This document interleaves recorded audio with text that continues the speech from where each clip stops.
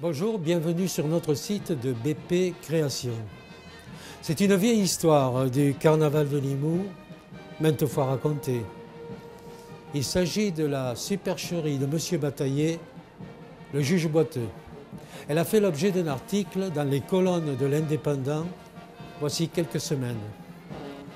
Quant à moi, cette histoire, je l'ai écrite en alexandrin et fait paraître dans une publication intitulée Le Tambourinaire en 1977. Ça fait donc 38 ans de cela. En recherchant quelque chose dans de vieux documents oubliés dans un coin, j'ai retrouvé cette histoire qui dormait là depuis 38 ans. J'ai donc pensé faire une variante versifiée par rapport à nos prestations antérieures dans notre rubrique Les arcanes des arcades de Limoux.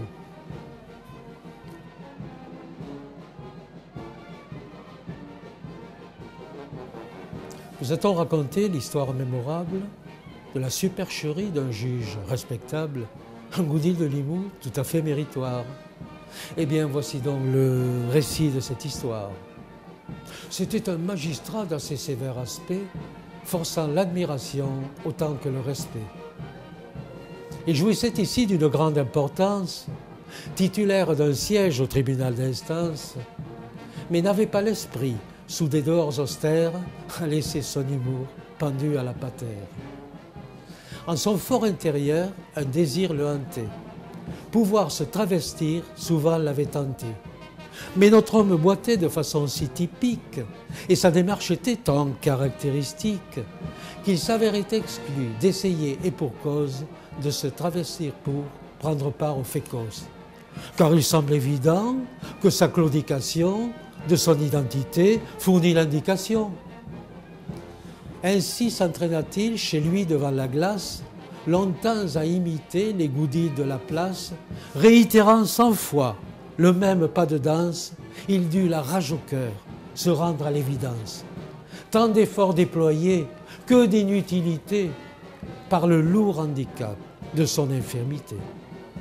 Ainsi se trouvait-il, voué par cette tare, à ne pouvoir danser ni suivre la fanfare dans les rues de Limoux ou bien sous les couverts où il aurait été aussitôt découvert. Une idée vint alors traverser son esprit. Envers et contre tout, son parti était pris. Il prétexta soudain, on ne sait quelle affaire, dont sur le champ, dit-on, il allait se défaire, et qu'il devait traiter en quelques coins de France, requis pour ce motif quelques jours de vacances, obtint du président de la cour son aval et partit de Limoux pendant le carnaval. Son escapade fit parmi le Limousin au moins autant de bruit que le son du tocsin. On émettait les plus diverses hypothèses que l'on assortissait bien souvent de fadaises. Leur langue allait bon train. Quel citoyen ingrat s'en allait de Limoux la veille de Mardi Gras. C'est nécessairement de grands impératifs qui ont dû motiver un départ si hâtif. Et cela qui plus est, à un moment crucial, la plus belle sortie de notre carnaval. Lui qu'on voyait toujours bader sous les couverts, pourquoi est-il parti jusqu'au diable Vauvert? Mais pour tous ces niais, l'inénarrable juge manigançait un très savoureux subterfuge. Quand bien même on le vit prendre place en un fiacre, ce soi-disant départ ne fut qu'un simulacre. Au moyen de ce bien, rien n'empêchait alors à ce qu'il puisse enfin prendre part au folklore. Ainsi, le lendemain, jour des réjouissances, il faisait carnaval en boitant en cadence.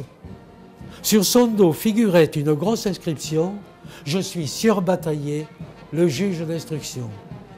De plus, on le trouvait ressemblant de physique, lorsqu'il se déhanchait au son de la musique, en réussissant une parfaite imitation de la voix du boiteux quant à l'intonation. Tel se présentait-il, ce godille claudiquant, en débordant d'humour autant que de piquant. Et l'on s'interrogeait, soupçonnez-vous qui est-ce de cette parodie nous faisant la prouesse?